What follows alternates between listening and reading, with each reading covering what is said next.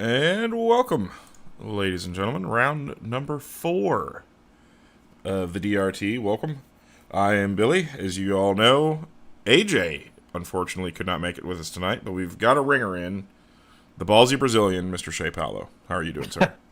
I just hope I can live up to what the people have been hearing with AJ the past few weeks, and hope these drivers put on a show. Weedsport, a lot of action so far here with the few races I've been in myself. So hopefully we can portray that through our beautiful voices.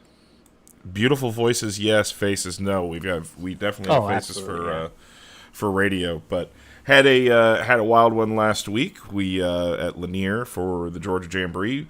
Unfortunately, we had an issue with the replay. Baden's internet is also terrible, so therefore we couldn't have him downloading a gig at a time. The season would be over by the time all that would be downloaded. So unfortunately, no race recap this week. It will be back next week. Promise, promise, promise, promise. But we are ready to go here pretty soon at Weedsport. Very interesting track, new one. If you guys haven't seen it before, very odd shaped. But last week, pretty circular racetrack. Lanier, seeing David Heilman pick up the win. So 3 winners, 3 different weeks. All right. Puts us into the points. Y'all know the rules. If you're on the track, please get off. As you hear a little bit of Zane there for race control because we're not prepared, and yes, that's us.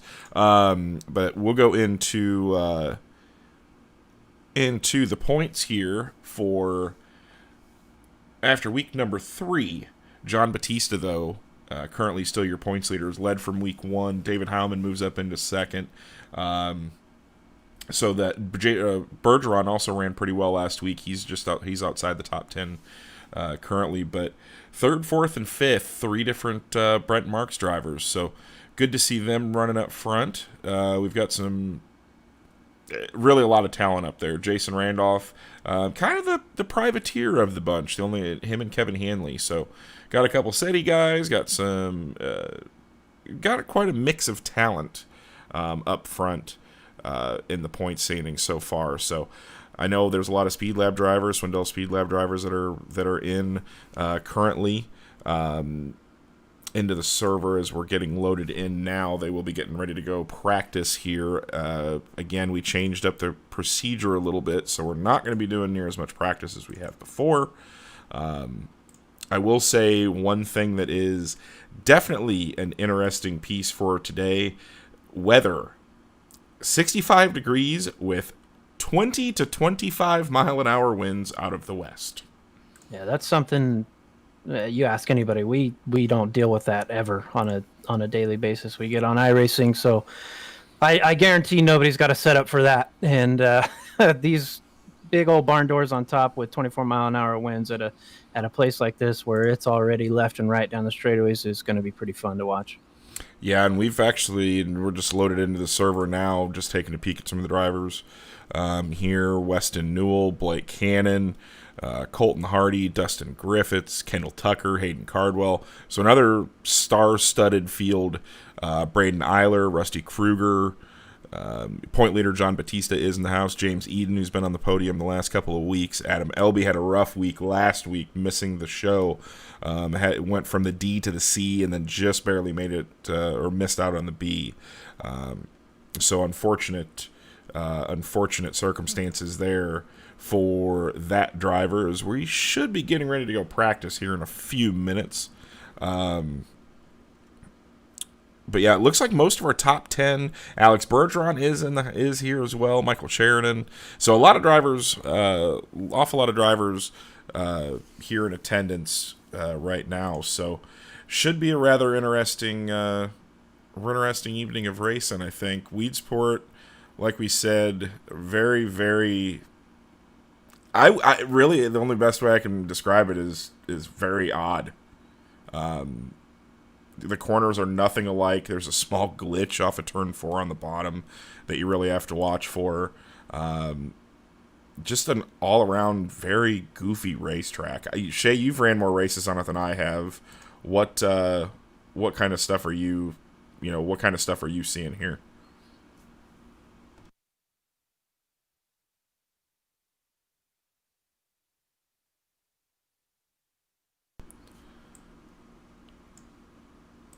Apparently Shay is gone. He's not gone.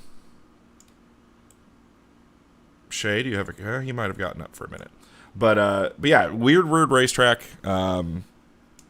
Very, very strange. It's slider line a lot through 1 and 2 until it gets slicked off. Then it gets, bottom. Then it goes to the top. It's one of the more fun racetracks to drive. It's just very, very tough to pass.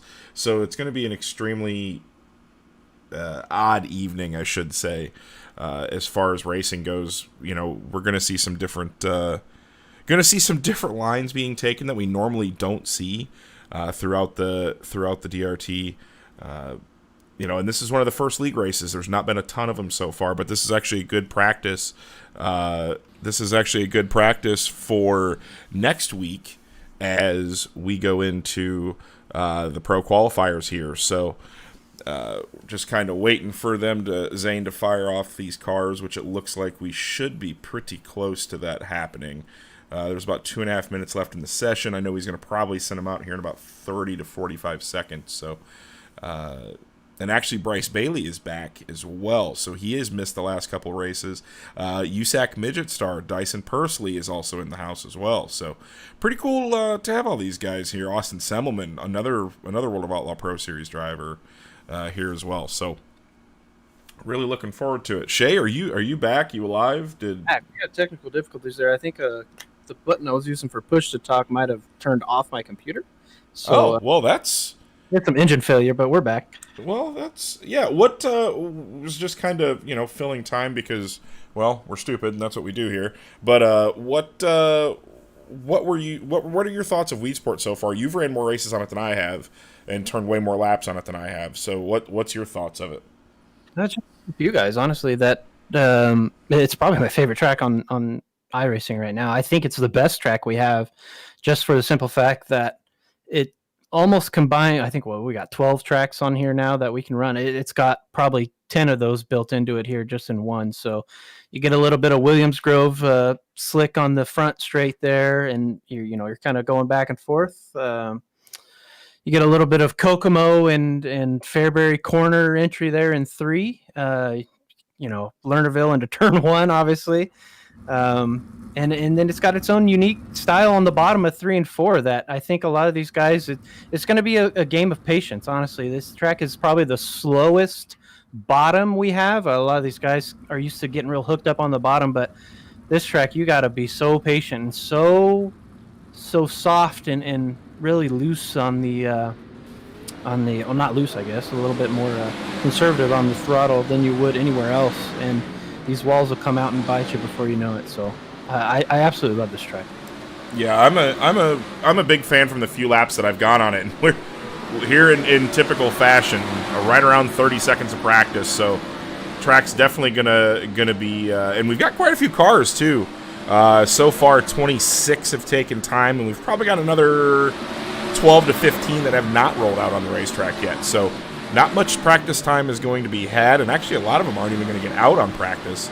But James Eden's currently your fastest in his group. There, we'll take a peek at him real fast as the checkered's already out. Hot laps is over. So we're going to get right into qualifying. While they qualify, we'll go ahead and play your national anthem, and we will be right back with more DRT. Oh, say, can you see by the dawn's early light what so proudly we hailed at the twilight's last gleaming, whose broad stripes and bright stars through the perilous fight o'er the ramparts we watched were so gallantly streaming, and the rocket's red glare, the bombs bursting in air, gave proof through the night that our flag was still there. Oh, say does that star-spangled banner yet wave o'er for the land of the free and the home of the brave.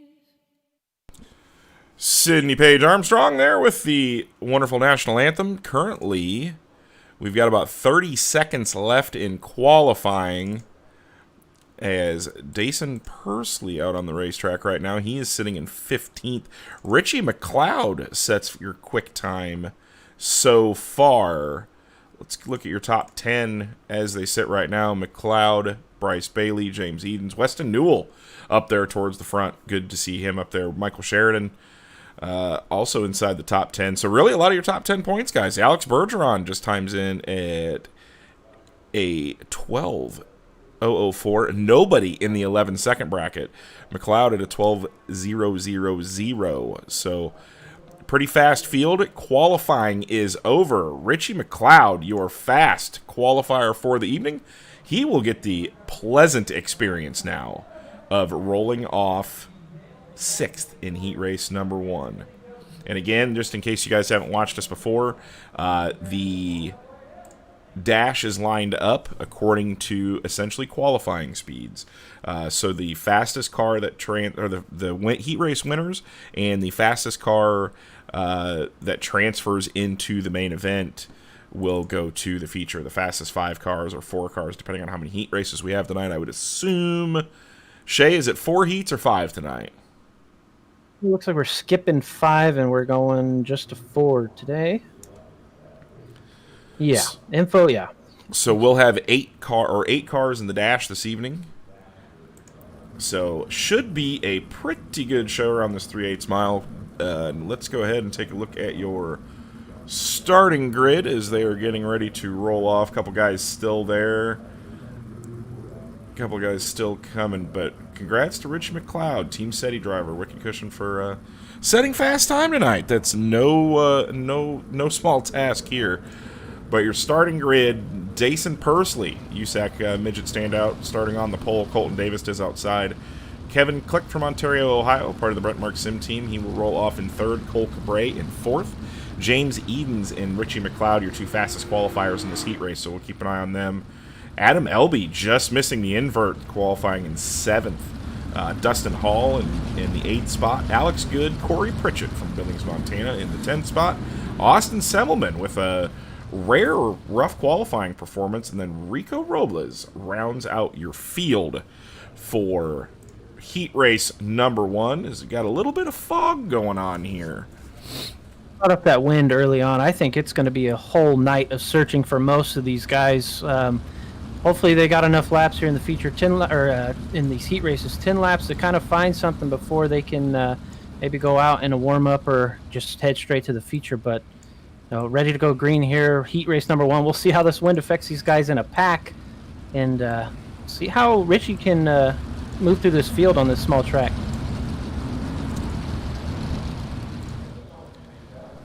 As we come off a forward, Dyson with a big jump there. Heads down in turn number 1. Your first laps here at competitive speeds, you can see it gets super narrow on entry.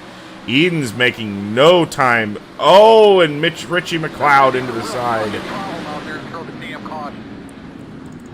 Your rough start for your fast qualifier. We'll go back and watch that here in an instant replay. See if we can see what happened here. Richie just thought more space there. I think this guy's all entered on the top, and he kind of went through the middle, not knowing where they would be. It's so hard to see on the right side of these things. You know yourself that once you get next to somebody, the spotter's not always there to help you when you want him. Yeah, that's and especially with the closing speeds that you have, and with the track being narrow enough already, that's what really makes it tough. Just because you're fighting for the proper line right now. Right now, there's really one super fast way around the racetrack, so it's you kind of have to watch. You have to watch and know what's around you. As Richie McLeod to the tail of the field, so he will be currently sitting in the 12th spot as he's going to get an EOL for that incident. So he'll be restarting behind Davis. We'll see if those guys can get back up into a transfer spot. But James Edens went 5th to 2nd there before that yellow came out, so he'll have to go back to the 4th spot when we take the restart here. Looks like we're going to have one more caution lap before we go back green.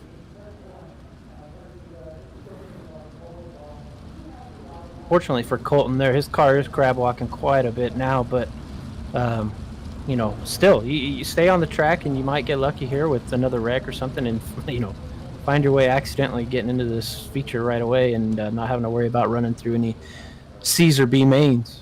Well, and even if you get caught up and, you know, even if you can hang on to run, you know, 8th instead of 11th, that just moves you that much farther into the C or the B, whichever one you're put in.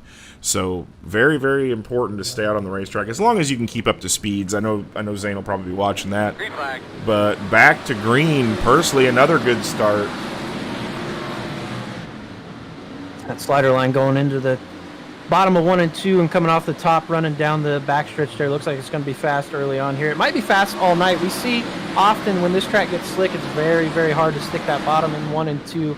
These guys like to get up on that cushion on the exit of 2 and kind of run down the backstretch in the middle of the track. We'll see how that goes in traffic. A lot of these guys kind of single filing out right now after that single file restart. A lot more space to try stuff, so we can see these guys maneuver around a little bit more, find stuff here early on in this heat race. Well, and then James Edens right now, how much pressure do you put on Cole Cabre right now?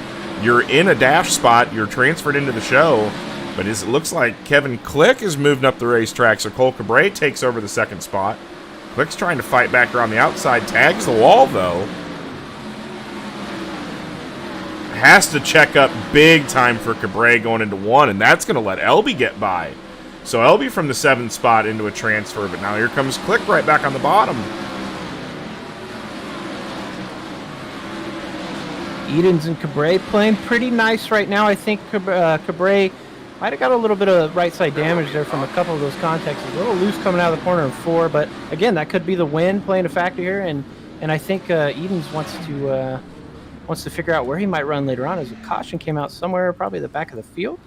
Yeah, I'm not real sure here. We're gonna have to kind of go through the field to see McLeod's still out there. Yeah, Colton Davis and Alex Good got into it. Looks like Alex Good got real loose on the exit of 2, and Davis just didn't have time to see him. Yeah, we'll go back and watch this again here in a replay and see what happened here. We'll go actually on board with Davis. Yep, case of just getting loose on the top side of the racetrack. Getting loose on the top side of the racetrack, not really a lot either guy can do at that point. So Colton Davis having a rough go of it here. And you can see right there on the screen, that thing is crab walking quite a bit. So definitely going to be some handling problems there out of the 27 of Colton Davis. As we're going to have 3 to go when we go back green, which it will be the next time by. I tell you what, I'd love to go out on this track in one of these cars right now and just see how much the wind is really affecting these guys. It's going to dry this track out quite a bit too. It's cold. I think the track is only 55 degrees or something like that, but with this wind, it's probably going to get a lot slicker than it looks for these guys, and I think that's going to be a key early on as they go green here out of 4 with 3 to go. Yeah, and Dason Pursley knows if he wins this heat race, he is in the dash. Cole Cabre, though, really has to put a move on him, though, in this next 2 laps. Or next 2 laps. Because if he doesn't, he's not in the dash. James Edens currently is in the dash, more than likely. Oh, and oh boy. Right rear from Edens. No caution, unfortunately. Last lap, and that moves Austin Semmelman into the 4th and final transfer spot. Whoa, that's extremely unfortunate for Cabre. He went from potentially a 11th or 12th starting spot in the main event back to running the soup. Yeah, that's just one of those situations there where 2 guys that know each other. I think Cole had quite a bit of time to check up or cross under there, but I think he wanted to kind of hero it around the outside, and with 1 lap to go in a transfer spot, sometimes you just got to give it up and try to get a guy back on the next corner. Yeah, and that's, and again, when you're fighting for those spots, it makes all the difference in the world. As we're getting ready for heat race number 2, your starting grid, first time racing with us, Joshua Stanky.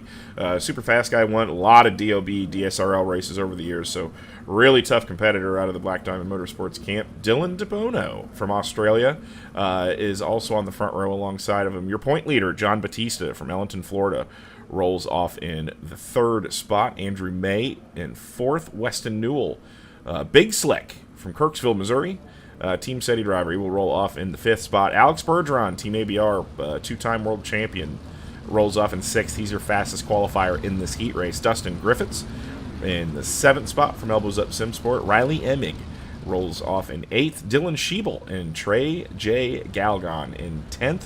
And then Brad O'Brien rounding out the field. 11 cars, 10 laps, top 4 transfer on to the main event. Yeah, I think on this one here, I don't think my camera's going to move off Bergeron. Yeah. Yes, he's the best driver in the world. We know that, 2-time champ, but he's the most patient driver on the game. There's not a question. The reason he's the best is because he's the smartest, and he'll show you that here in this heat race. I guarantee he might win this thing on the 2nd lap. Yeah, I don't disagree. We're going to see what is going to happen here as they get ready to go. Green off of turn number 4. Joshua Stanky bringing the field down to green, and we are racing. Heat race number 2. Big start for Stanky. Batista, though, gets into 1, and Newell into the back of him. So, unfortunately, Weston Newell. There's all kinds of stack up going into 1 there, and we're going to see that probably all night here. Steinke, though, he's got a good jump, and he's, again, just like Persley in that first heat race, get out front, got the pole, and just kind of run and hide now. And as they single file out, Batista, he's in a place where he doesn't really.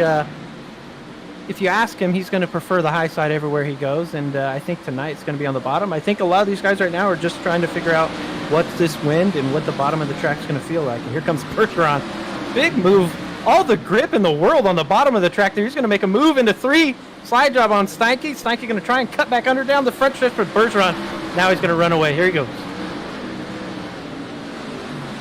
Big move from Bergeron, 3rd to 1st in 1 lap. Steinke trying to keep pace with him, rolling the bottom, and this track is changing lap by lap.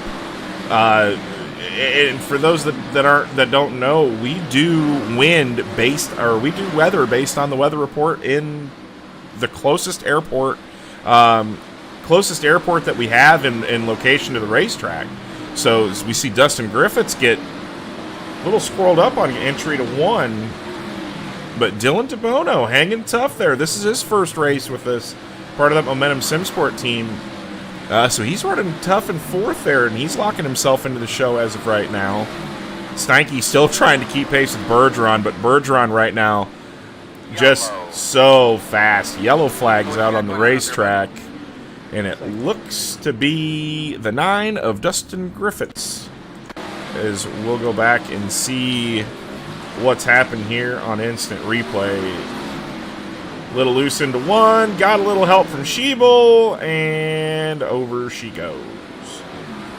So Dustin might have the worst luck so far this year in the DRT. As this will be the 4th D main in a row. That people coming in really hot there. Yeah. Dustin, I mean, whether he's in the fence zone or getting into the fence, it always seems like, he's somewhere on the fence. And I think on that one, again, Schiebel entering the corner, probably wanted to throw a slide job, not realizing Dustin wanted to stick the middle, and just a little too much head of steam there. And I'm sure Schiebel going to go to the back here for it. But again, it's one of those things. There was quite a bit of net code there, but either way, it's one of those things where they're going to make contact, and we'll see Dustin later on for maybe a couple of consolation races if he can transfer through them. But like you said, I think these guys are just a little too anxious right now. We saw Bergeron take the lead with his patience on that first lap, but those guys all slide into each other and going into the corner, and then cut the third right away. And then again, on lap 3 or 4, I was a couple off on when I thought he'd take the lead, but these front 3 right now have really shown what it means to be patient in an early race like this, where just get to the feature. That's the whole key here early on like this.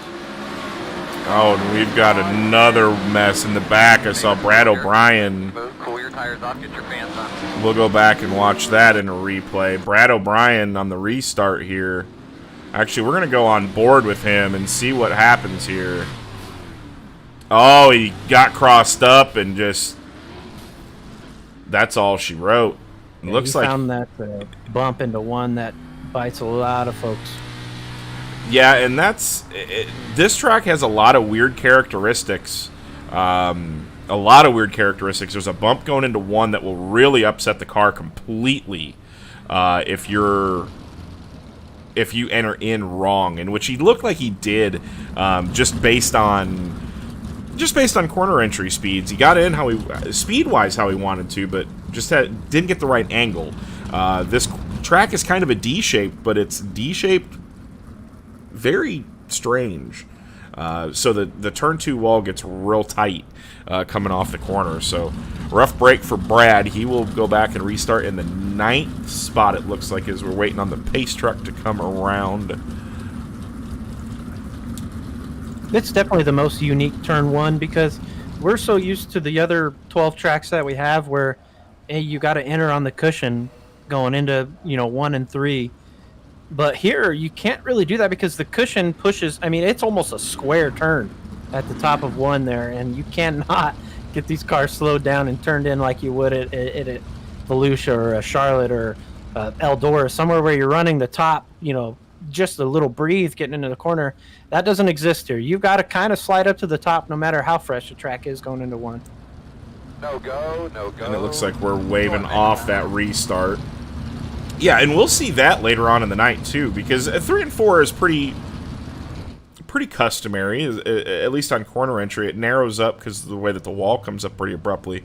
But when they start running the top side down in 1 and 2, which probably won't see that a lot until later on in the night, but the amount of off-throttle time here, I know a lot of the guys on the sim have asked for...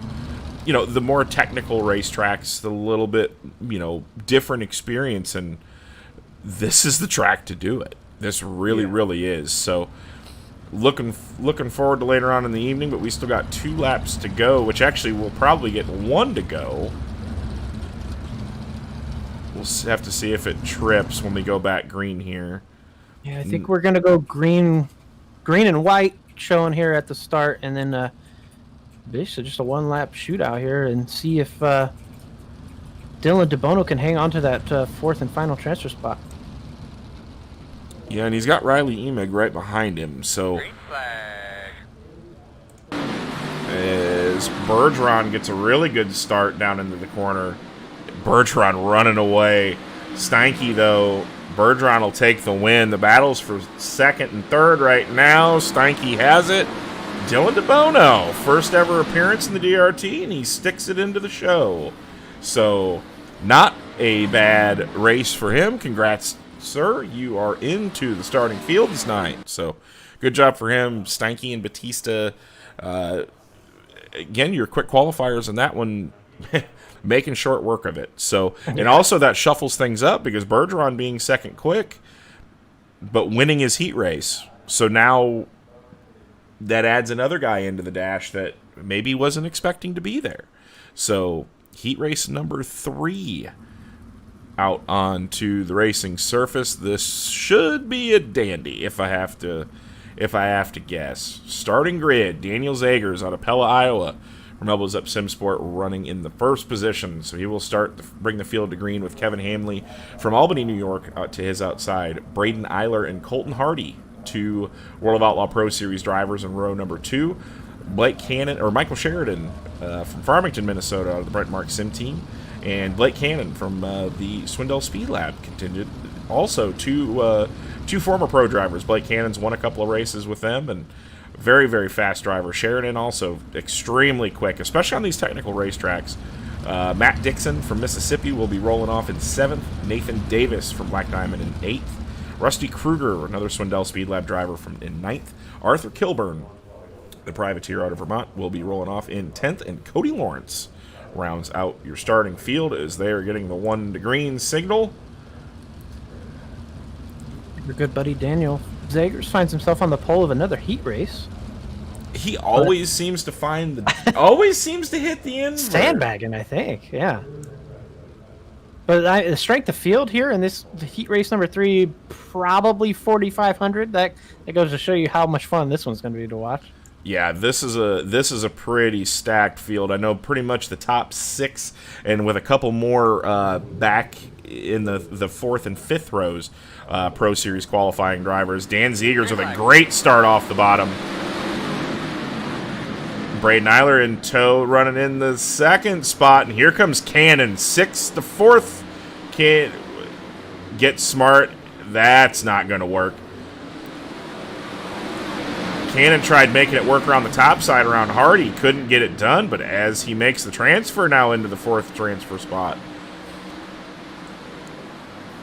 These guys, big wreck going into 3. There's somebody looked like they caught the wall going into the corner. That looked like it might have been Nathan Davis. Yeah, luckily I don't think anybody else got too much damage from that. Yeah, we'll go back and take a look at that on instant replay here. See what happened. As here we are with Davis running down into turn number 3. The bottom side, very hard to get in on the bottom that low. Clips the inside wall, goes for a tumble, but it looks like most of the damage will be just on Davis's car. Davis is in the pit area, though, so unfortunate break for the Black Diamond Motorsports driver. Yeah, Matt Dixon, half a wingless car left out there for him now, but everybody else looked like they kind of ghosted through.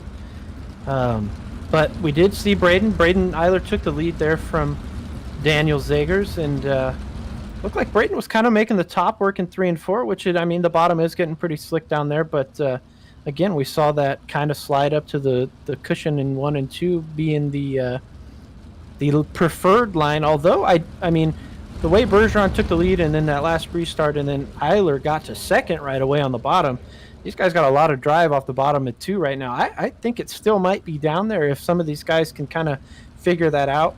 Here we got Rusty sitting back there in, what is that, 6th? So, you know, and there's another guy who's looking to just move his way forward from the back, being patient.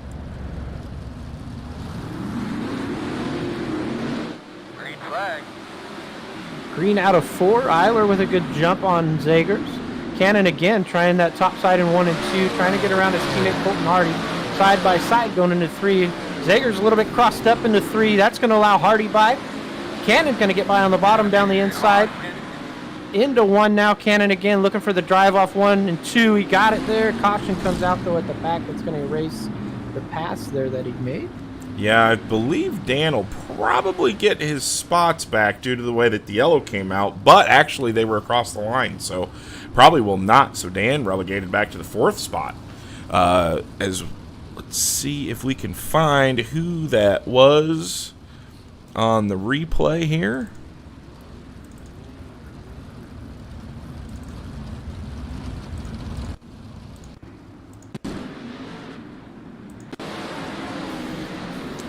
Yeah, and it looks like Kevin Hanley here. We'll go back and watch this. Yeah, just Cody Lawrence getting into that inside wall right in front of him. Again, they'll sneak up on you. We talked about it. Hanley looks like the car is all right, though, and Lawrence is able to keep it on all 4s. But, again, a little bit of crab walking coming out of that car now. Yeah, and that inside wall, we've got some racetracks with some inside walls, tires, things like that, but not as brutal as it is here. These are, I don't want to say grabby, but they're just, it's a very awkward angle to enter into the corner. So if your corner entry isn't perfect, it's very, very easy to hit that inside wall. So tough break there for Mr. Lawrence. Hopefully, it looks like he's still on the racetrack. So he's going to restart in the 10th position as we're 1 to green this time by. Eiler's still your leader. Colton Hardy, Blake Cannon, and Dan Zegers rounding out your top 4. Sheridan on the outside looking in. I believe this is going to be the race to watch here, but we're going to keep an eye on the front here as we go back green.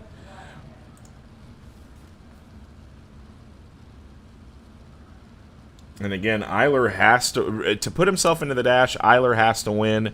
Hardy has to win. Really, Cannon is the only one that's kind of safe at this point. But if I know Blake, he's going to want to go for the win no matter what. And Hardy, oh no. Oh, big smack up. Rough break for Colton Hardy. We'll go back and look at that here in a replay and see. And again, inside wall. Oh, got in there and just got into the side of Eiler.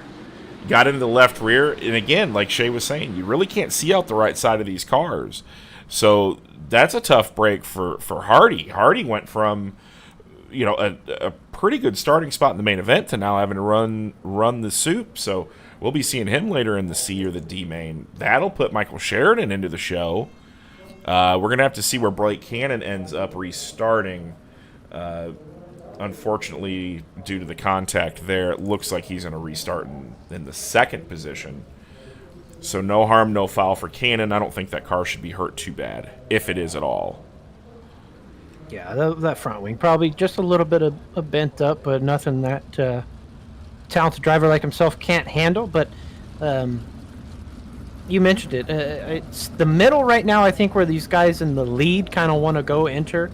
And once you're entering on the bottom and you're trying to get that car turned in, you don't see that guy anymore. And if you're behind that guy, you're not going to get the call from the spotter saying there's a car outside there until you pretty much make contact. And that's, again, just a right front into a left rear and a guy that just doesn't have time to see it happening.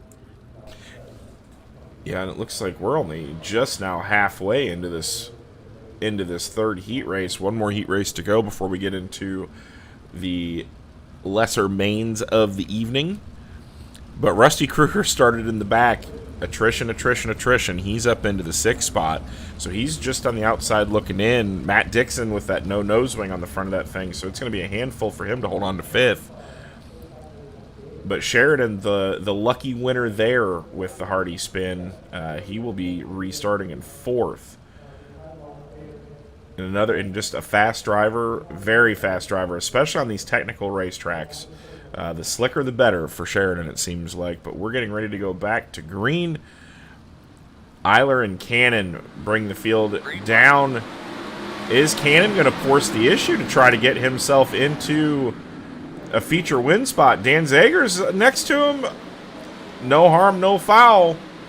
Little contact off of 2. Yeah, those guys just meeting in the middle there in 1 and 2. One coming off the top, one kind of slide up to the middle. And again, Eiler getting a big gap because of it now. But Cannon, I think he's trying to find something on that bottom side of 1 and 2. Still 3 to go as they come by this time, with everybody getting a little loose out of 4 and a big wreck back there. Somebody's spinning on their side. Go back and look at it. And this is the heat race that will never end. Oh, Kevin Hanley just absolutely tried to move the wall there in 4, and it didn't budge. No, we're watching it now on instant replay. And again, this is that spot, that inside wall reaches. The glitch. Yeah, he did not hit the wall. He got the glitch. Yeah, the inside wall here. It's a known, unfortunate issue with the Weedsport Speedway right now. Was hoping that it wouldn't affect anybody tonight, but it looks like it bit Kevin Hanley. Hopefully, these boys have enough fuel in these cars. As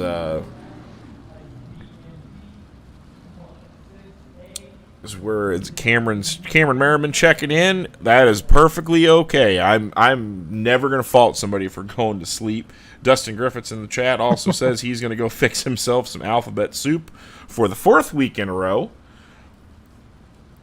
And while we're under caution, wearcatchfence.com, if you use code DRT at checkout. You get 10% off of your order. He is coming out with some sprint car shirts. He's got some really cool late model stuff right now. But the sprint car shirts will be coming here soon. So be on the lookout for those. But big thanks to Catch Fence for getting a coupon code for you guys, so that way you guys get some swag at a little bit cheaper price. So it looks like we are getting ready to go back to green flag action here. Green, white, checkered finish here. We'll see if these guys can just clean it up a little bit. And there's only 8 cars left.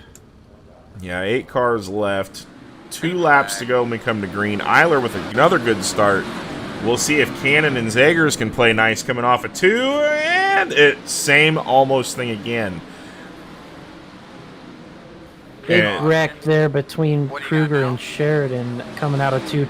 Kruger had good drive off the bottom, but side by side racing, their wheels just got hooked up. Kind of a little bit of racing deal there. Yeah, we're going to go back and watch it here in an instant replay.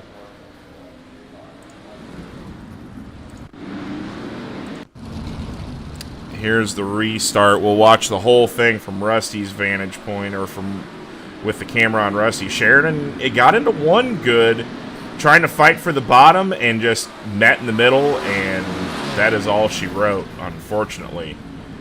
So, just Rusty, another one that's had virtually no luck in this series.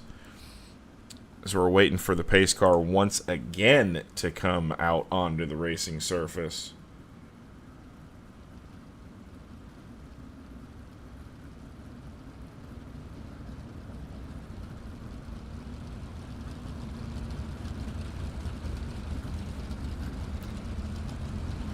And we were talking about it before, Matt Dixon sitting 4th, no nose wing. So he's been playing it tough, but you got a couple of guys in the back. This is the heat race of attrition right now. So hopefully we can get this last lap finished up here and roll off into heat race number 4. Yeah, these heat races have 12-minute timers. This one's had to have gone over that, but I don't know if iRacing will recognize that for us or not. Well, with just 1 to go, so yeah, with 1 to go, I don't think so. The timer is about out on this one, so it looks like we're gonna go back green. We're gonna go back green here, coming off of 4. They'll get the green and the white, and that will be the end of it. So how they finish.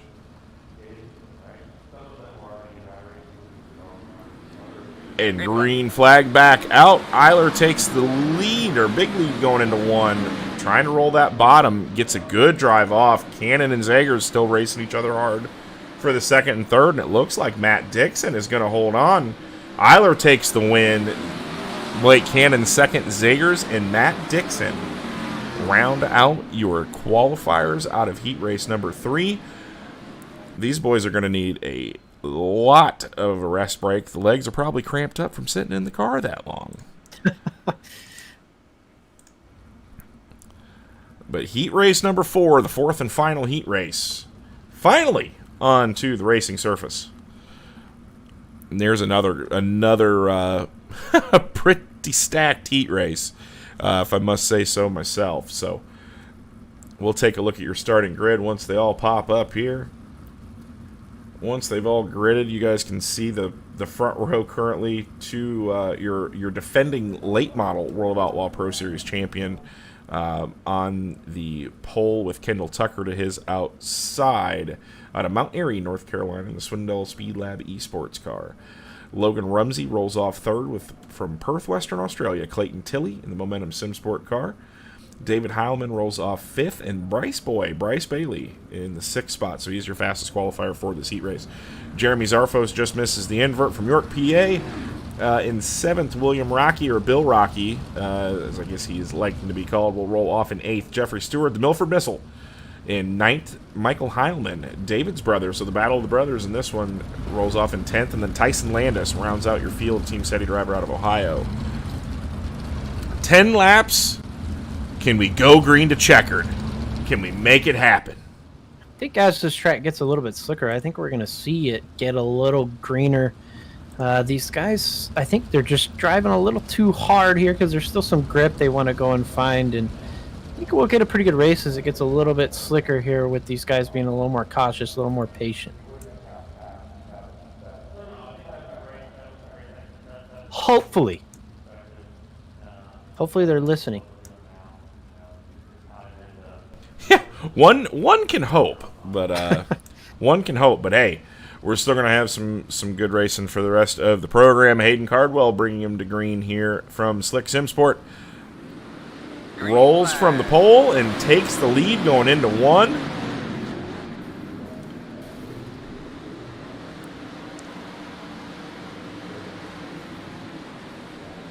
Logan Rumsey in the throwback Darren Pittman car, running in the third spot. Clayton Tilley and oh boy, Hayden Cardwell. You can see right there, he had some tough trouble trying to get down into turn number one. He hit that bump as well, but here comes David Heilman, last week's winner, through the field. He will take over the second spot.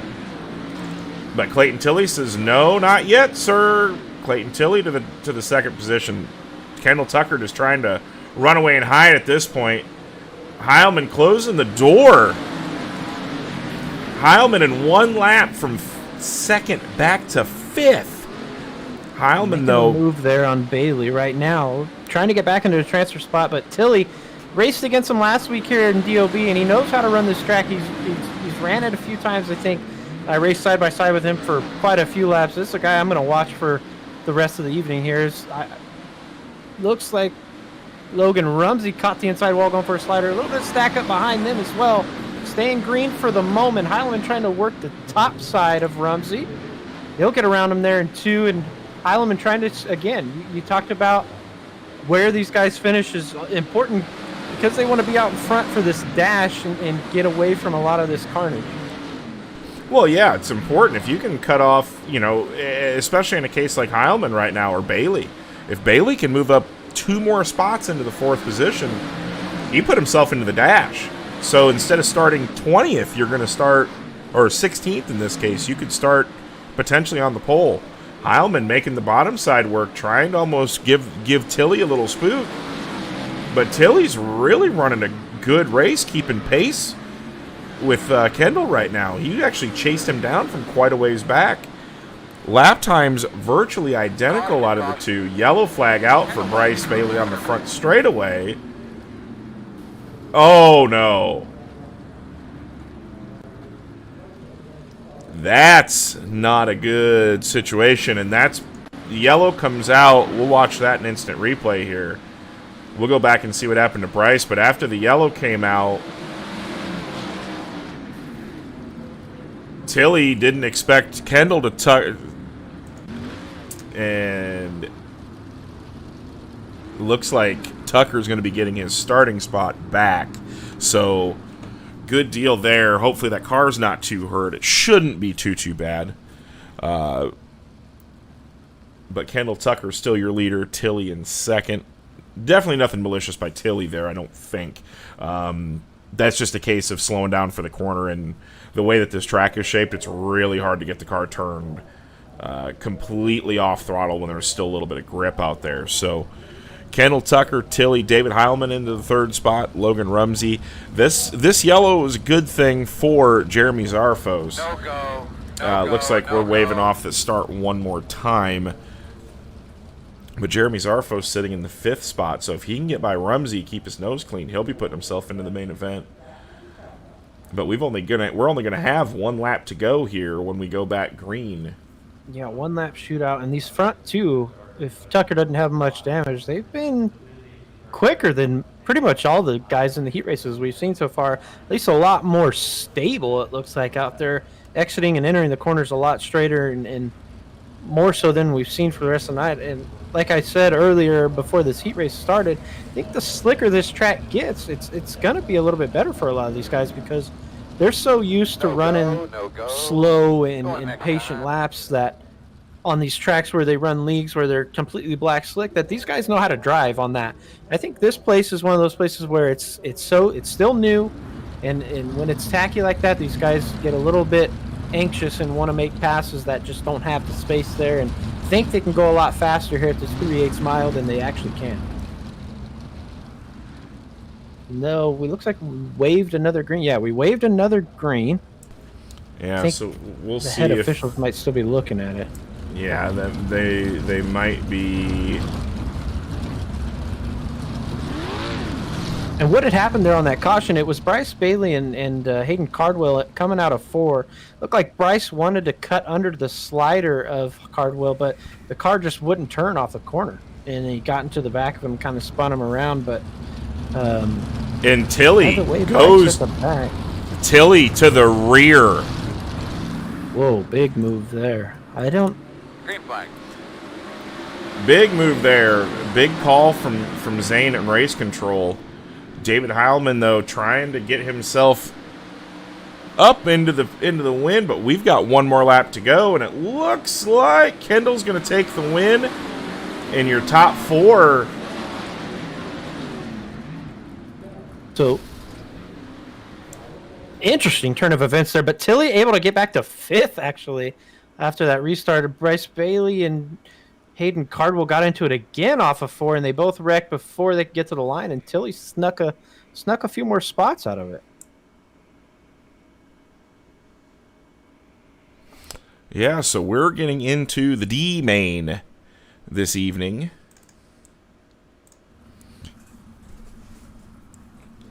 Lane out there saying hello. Welcome, Lane.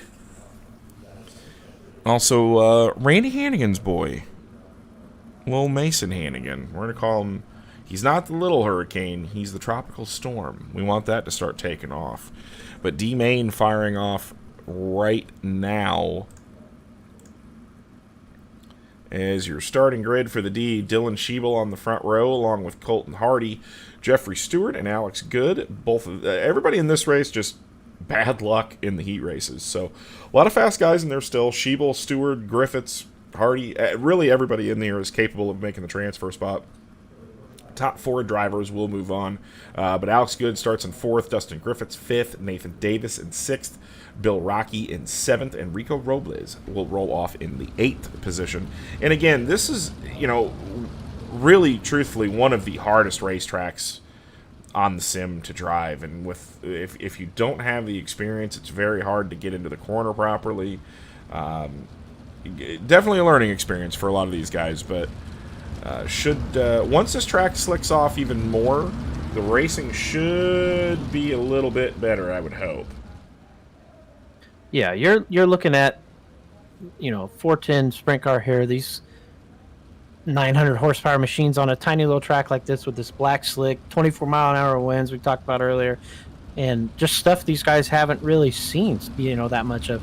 Probably haven't raced the track very much. Like, they definitely haven't been in this kind of weather, so I think like you say, I mean, as we go here, it's going to get quite a bit better. I expect a pretty good feature, honestly. Once these guys get these constellations finished up and stuff, I think we're going to have a really good feature. Yeah, I do too. This place seems to... I was watching a couple races from earlier, and the place races really, really well. Is the green flag is going to come out here for the D feature. Dylan Schiebel with a big run down into turn number 1. A lot more patience from everybody there into turn 1. Like to see that. Dustin Griffiths in battling with his teammate right now for that 4th and final transfer spot. This is Jeffrey able to hang on coming out of 4, but Dustin looks like he's got a little bit something better on the bottom of 1 and 2 each time by. Just got to get a run down the back stretch if he can get by him and clear him. I think that middle line might be the way to go right now through 3 and 4. It looks a little bit safer and a little bit more moisture in there still hanging on.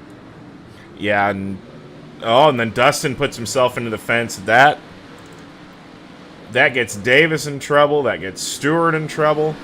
So Dustin's still sitting in the 4th and final transfer spot right now. Schiebel, Hardy, and Good all still running in the top 3. Schiebel and Hardy pretty much running away right now. About 3/10 faster than the rest of the field at this point. But Alex Good doing his best to try to hold off Dustin Griffiths. Dustin with a good move down to the inside. He'll get around around Good, down the back straightaway. So Alex Good now getting ready to become under fire from Nathan Davis. Yeah, good awareness there from Griffiths as you saw. Well, now he's getting in the wall down the front stretch. It's going to push him out to the outside of 1. A lot of cars going to get by him, and he's just going to park it, I think, in tow. Back up to the 4 spot. It's still Alex Good battling with Nathan Davis now. Davis around the outside on the exit of 4. Side by side into 1. It looked like a little bit of a net code contact pushing Davis up higher than he wanted. Good going to hang on to it coming out of 2 right now. Battling down the backstretch here. Looks like Jeffrey Stewart might get a little bit of a benefit here as we're just over halfway. If these guys keep battling, Jeff might find himself fighting back for that 4th and final transfer spot. Yeah, Davis trying to get out in front of Alex Good here. We'll go up front. We haven't talked about him much at all, but 2 Swindell Speed Lab drivers, Schiebel and Hardy, both out here right around 0.3 faster than the field. Nathan Davis, now that he's got some clear traffic, will be interesting to see what kind of speed he's got out of the Black Diamond machine. And Jeffrey doing everything that he can to catch up to Alex Good here. In the waning moments, we're coming to 2 to go. We'll keep watching the battle for the transfer spot. Really, they all get so close to each other there in 1 and 2, but then coming on the exit there of 2, Davis is just pulling away a lot more than these guys. It looks like he's got a little more drive off the corner there. He's letting them in on the entry and kind of knock on the door, but, you know, here the white flag out. He's got a pretty good gap now. Just probably play it safe here through the middle of 3 and 4, and looks like that's what he'll do. He will come across the line.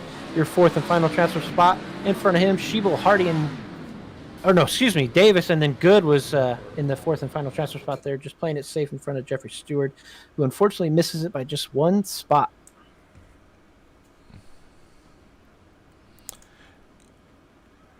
Yeah, so pretty uneventful D main there as we get ready for the C feature. Got some definite big hitters in this one. Some big hitters in this one. Your starting grid, Weston Newell, Team SETI driver out of Kirksville, Missouri. He will roll off from the pole. Cody Lawrence, Tyson Landis, Cole Cabray in the 4th spot. Trey J. Galgon from Lancaster, Pennsylvania. Fast Track Motors esports guy. Will roll off in 5th. Kevin Hanley starts in the 6th position from New York.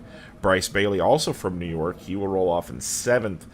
Corey Pritchett in 8th. Dylan Schiebel in 9th. Colton Hardy, 10th. Davis and Good round out your field. So 12 cars. Top 4 move on to the B main, which will also be 12 laps. Like 1 missed the grid on the outside row there. That was... Looks like Corey Pritchett did not make the call.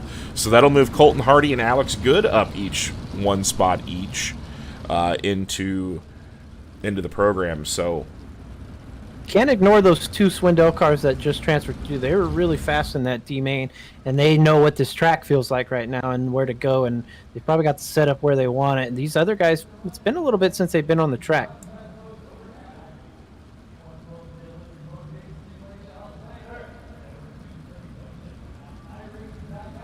yeah, this is and again, wind definitely plays a factor. You know, we if there was 20-mile-an-hour winds in real life, that's exactly what they'd be racing in. So, you know, definitely not ideal conditions. Not I know we've raced at some DOB stuff. I know we've raced some DOB events, and it looks like we're sending Bryce Bailey to the rear from, it looks like, from some heat race incidents. So Bryce will be starting in the 11th spot. Green flag is out.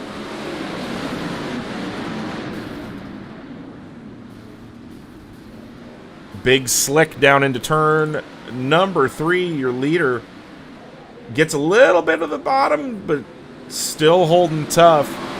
Cody Lawrence, another Momentum SimSport driver out of looks like the right rear on that thing. He may have hit the wall pretty hard because the right rear on that one looks like it's down. But Tyson Landis and Cole Cabray, and actually, that's not going to help that right rear any. But Cole Cabray already up into the transfer spot. Colton Hardy also into a transfer spot. So 2 of your D main guys making quick work of the C main so far, and here comes Sheeble as well. 3 wide down the back straightaway. This is going to get sketchy going into 3. Carton has to go throw it super deep into the corner just to clear Lawrence. Lawrence beating and banging on that front stretch wall. He's going to throw a slider on Hardy here. They're going to be close to 4 wide now. Bailey's getting into the action. Hardy and Lawrence, though, into 3. They're both going to drop quite a few spots now. That allows Bailey up into that 4th and final transfer spot as he'll battle now with Sheeble. Nathan Davis sitting behind them, just trying to catch up side by side for the lead. Now looks like Cole Cabre is just a little bit into the inside wall in 3. Newell's going to take a run off of 4. This is another one of those unique tracks where you cannot get full throttle on the front stretch or it will turn you dead straight into the wall. Just like that Williams Grove or USA, whatever you want, you know, those tracks where it loves to turn you into the wall, you don't got the setup to keep it out of it. And we saw Lawrence kind of beat the car up there, and I think that's what really hurt him. But these 4 right now out front are pulling away from Nathan Davis a little bit. He's got to make up some ground here with just 4 to go coming to the line this time.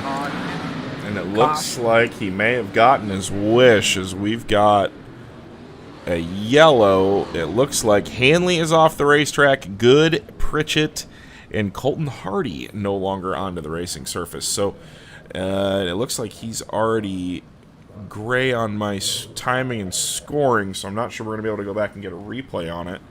But we saw him get into a little bit... getting into I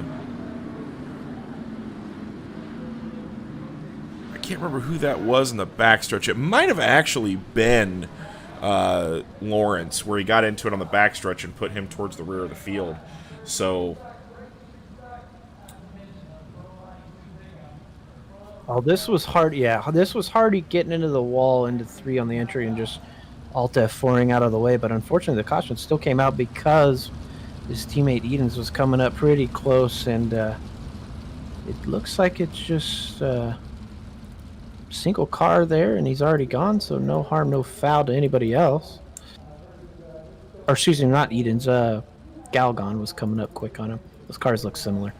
yeah, and we're getting ready to go back green flag racing in the C. We're going to be restarting lap number 9, so just a few laps to go. Weston Newell brings him down to the green. Cole Cabre, Sheeble, and Bailey. Very slow start out of Newell, but runs away and hides. We're going to watch the battle for the transfer spot here to see if Nathan Davis has anything at all for Bryce Bailey. Running the top side now, bound to the middle, and it looks like here comes Davis on the bottom. Davis trying to make that line work down there in 3 and 4. Gets up into the fence just a little bit, but we'll see if Bryce goes back to the top or if he runs the middle like Davis was the previous lap where he gained so much time. Yeah, and we've got a battle up front for the lead. Weston Newell back to 3rd. So Weston Newell starting to slip a little bit through the field as he's under fire now from Bryce Bailey. Weston, Big Slick, still up there running the cushion. Nathan Davis right on Bailey's tail now as they go into 1 and 2 with the white flag out. Bailey and Newell going to be side by side, staying off each other for now, and they head into 3 and 4. Looks like Davis is going to run out of time here as those 4 in front of him are just going to sneak away with it. Newell gets Bailey at the line for 3rd, but it's Cabre, Sheeble, Newell, and Bailey heading to the B main. We'll see 8 transfer from there. Yeah, so the B main rolling off for... We're going to get ready to roll off here. As you take a good look at this racetrack, we've been talking about it all night. Weather is very, very, very strange. Abnormal for a sprint car race, but it's what we do at the DRT. We like weird.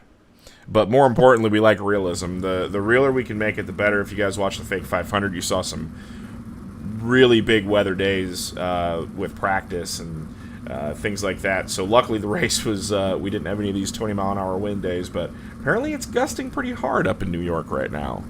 So your 17 cars make the call for the B feature. Top 4 transfer to the main event. Kevin Click will start on the pole from Ontario, Ohio. Riley Emig rolls off in number 2. Michael Sheridan in the 3rd spot, with Clayton Tilley to his outside from Perth, Western Australia. And Tilley was running in a solid transfer spot in the 4th heat race, but unfortunately getting into Tucker, going into 1 after the yellow had come out. Dustin Hall starts in 5th, another Slick Sim Sport driver. Andrew May in 6th. Arthur Kilburn from Vermont rolls off in 7th. Hayden Cardwell in 8th. Richie McLeod 9th. Brad O'Brien in 10th. Rusty Kruger 11th. Michael Heilman in 12th. Colton Davis, and then Cole Cabre, Dylan Schiebel, Weston Newell, and Bryce Bailey, your transfers out of the C feature. Hayden starting in that 8th and final transfer spot. Only the 4 heat races, so usually there is only 4 out of these B mains if we get 5 heat races, but we need 8 to fill the field tonight. Hayden going to get the honor of starting there in that final spot with a ton of speed behind him, looking to get up in front of him there and take it away from him. As we're getting ready to go green. 12 laps around the Weedsport Speedway. Kevin Click brings them down.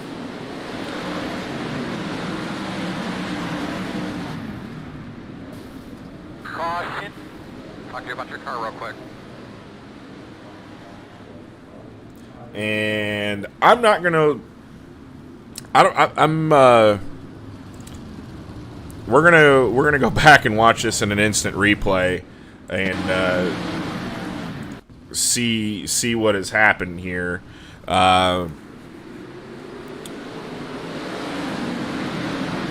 Arthur Kilburn immediately, I mean, yeah, I can see the chat here, immediately calling my bad and apologizing to the guys that he got into there. I think it's just, again, a case of thinking this track is a little bit bigger than it is, and the guys entering, when they're coming through the middle and the top, they've got to slow down so much. All the grip on the bottom where he's entering there, and he's carrying so much speed, he couldn't slow down before he got into Hayden. That pushed Hayden out, pushed him in the other one, and then kind of just a little bit of a stack up there between some of the guys. Yeah, and that's unfortunate for Cardwell, so he'll go back to the 16th spot. Bryce Bailey noticing not onto the racing surface, so not sure if he ran into technical difficulties or if he got caught up in that wreck. I didn't really see that. But Kevin Click out front for your 12-lap B main right now. Waiting for timing and scoring here to update as they trip through, but it looks like Kevin Click, Riley Emig, Michael Sheridan, Clayton Tilley, Dustin Hall, Andrew May, Richie McLeod, and Brad O'Brien, your 8th and final transfer spot.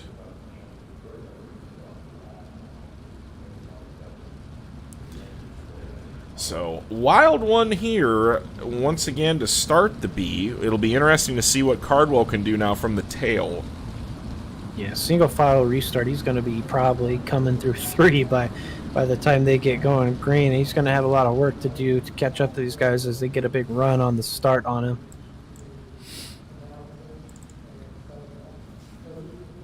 But as Kevin Click brings them down one more time, he will gently press the loud pedal here as it getting very, very slick as Emmett gets a little bit loose off the corner. Let's Click get away.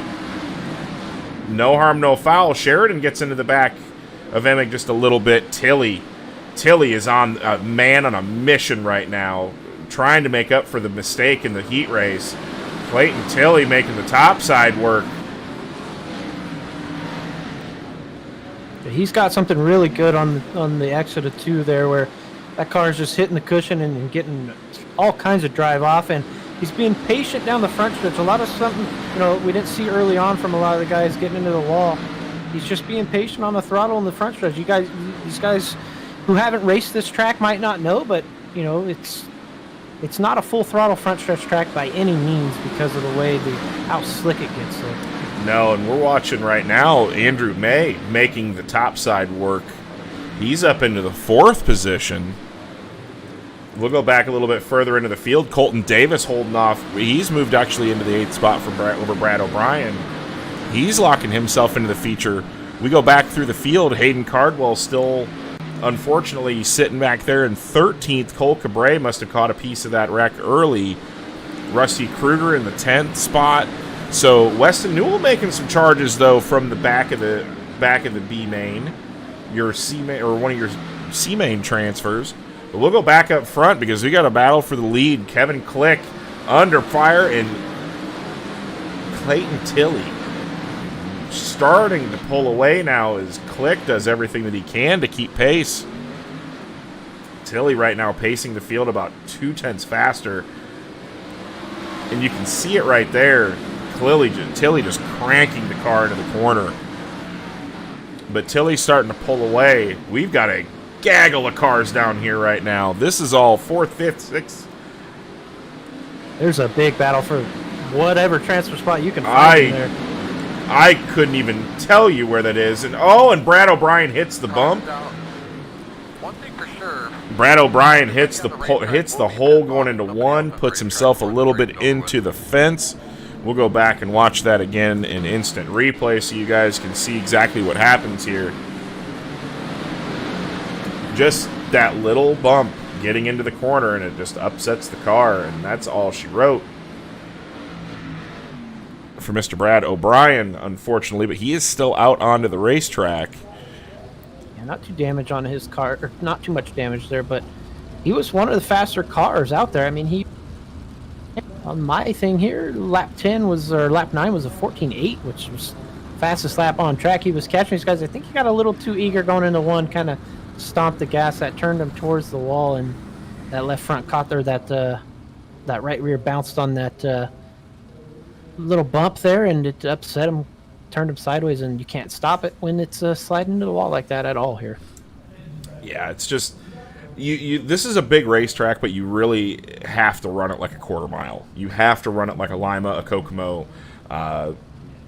You have so much off throttle time. The wind is a factor. It's just patience for this race. Very much patience that's got to be put forth, and we are getting ready to go back green. And it looks like Rusty Kruger now actually has moved into the final transfer spot. Dustin Hall right behind him. Weston Newell sitting in the 10th spot. Don't sleep on Hayden Cardwell, though. Cardwell back in the 11th spot. He's going to only have 2 laps to do it. But as we're getting ready to go back green, Tilley stands on the throttle. We're going to go back through the field just a little bit here to watch what happens for this transfer spot. Emig holding his own there.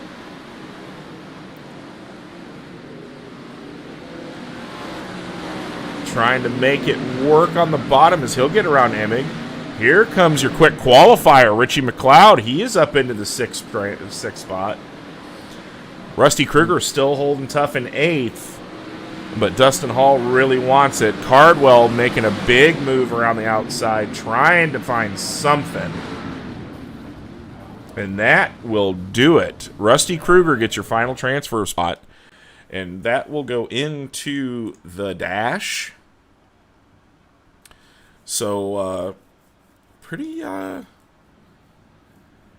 wild set of circumstances here. We'll have to see who's going to be in the dash after the draw, after the redraw. So we know Cannon's going to be in it. Your 4 heat race winners will be in it as well.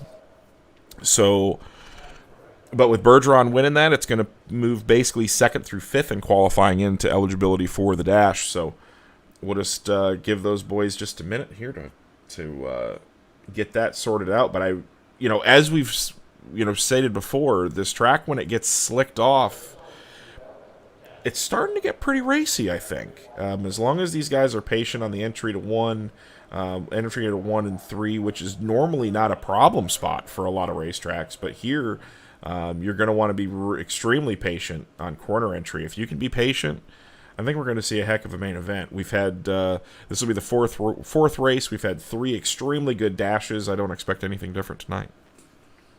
Yeah, I mentioned early on that you can see the cushion, you can see the grip on the entrance to 1 there, but these cars, you can't make a 90-degree turn like that, entering the top of 1 and 2. So you're going to see these guys slide it through the slick, get to the top and exit of 2. Nobody, like we saw O'Brien there try to do it in a transfer spot and really hurt himself on that bump. If you're not going over it straight, it's like a USA exit of 4 bump, really. If you've got to be so straight and pointed where you want to go, by the time you hit it, if you've got that car just off by 5 degrees, it's going to send you straight left and sliding into the wall where you can't slow yourself down. I think that the bottom really, I mean, these guys have had so much drive off the bottom of 2. I think it's going to be side by side with whoever feels like they've got the car to run that slider line through 1 and 2 and cutting off the top there. We saw Bergeron just absolutely dominate on the bottom in his heat race. I think, I mean, we know he loves to run the bottom. I'm just kind of wondering who's going to set the car up a little bit different to maybe run around the outside here, because we've got guys that love to run the top. We've got JB, Steinke, Tucker, Eiler. All these guys love to run the top. That it's not really a top track, but if you want to pass guys, you're going to have to go up there eventually. Yeah, and really on that last shot that you guys just saw, you saw what we're talking about. It's very hard to run the top because your entry going into 1 is extremely tight, and then your exit for 4 is extremely tight. So it's kind of sweeping down the backstretch, and you're always turning down the back straightaway here. So there really is only one straightaway, and that one straightaway, you really can't put the power down. So yeah. It's now that it's this slick, most of you that are out there that are watching this have watched a lot of sprint car races. Mason's watching this. His father is one of the legends of the sport. Ask any of them. When the tracks start getting black slick like this, you're quarter, 3/8, half throttle a lot of times. So it's not just a mash the gas type of thing and find the cushion. That's one of the appealing parts of this racetrack, is the fact that it's not just pin the thing wide open and hope for the best. Weedsport Speedway's got a lot of character to it. A lot of character to it. It looks like our dash cars are getting ready to roll out onto the racetrack here. Looks like John Batista's out there, Blake Cannon, Kendall Tucker, Braden Eiler, John Batista, James Edens, David Heilman, and Alex Bergeron will be your dash drivers. We'll get the lineup here, and it looks like, did Bergeron draw the pole?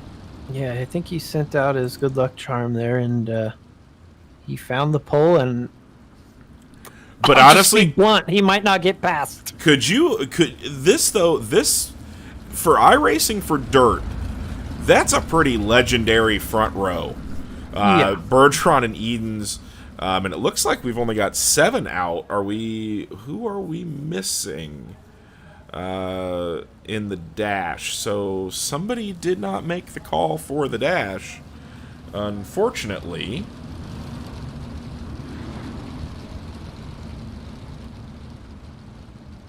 I'm trying to get word from race control to see who missed the dash.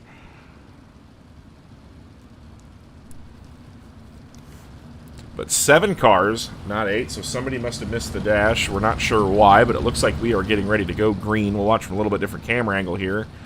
And green flag is out. Bergeron on the loud pedal as they go down into turn number 1.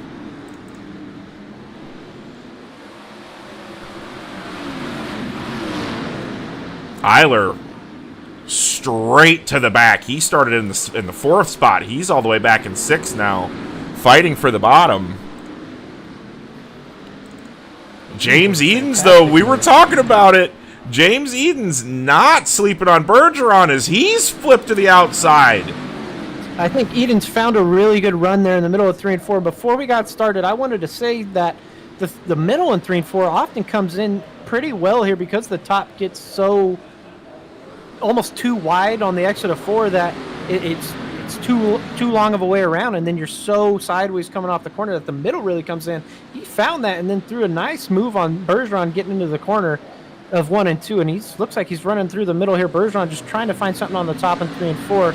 It's not going to be there. I don't think that these guys are really fighting as much as they would be normally right now. I think they're kind of figuring out the cars and the lines more than they are so much trying to pass each other. Well, and as we say that, Bergeron just went quick time in the dash so far. So he has found something as well, and he definitely doesn't want to give this up. Kendall Tucker still through. He is in the 4th position now. He is absolutely flying. And it looks like the dash is done. So James Edens will be your pole sitter with Bergeron to his outside. David Heilman. Looks like Kendall Tucker, Blake Cannon, Braden Eiler will round out your field. Pursley did not make the call. So Pursley. Heat race 1 winner, right? Yeah, so he'd been sitting here for a while. He might have just took a little nap and forgot, but May have. unfortunate for him, that'll put him in 8th if he comes back.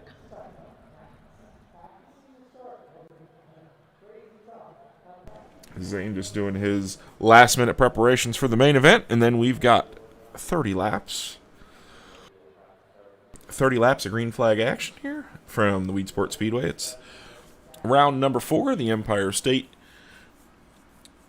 I don't know if any of our good buddies at iRacing are watching. Maybe Steve Myers out there in the chat somewhere. If we can get a pole dash feature setup into the lobbies here, you would shut a lot of us up. I can guarantee that much. At least a lot of the race admins.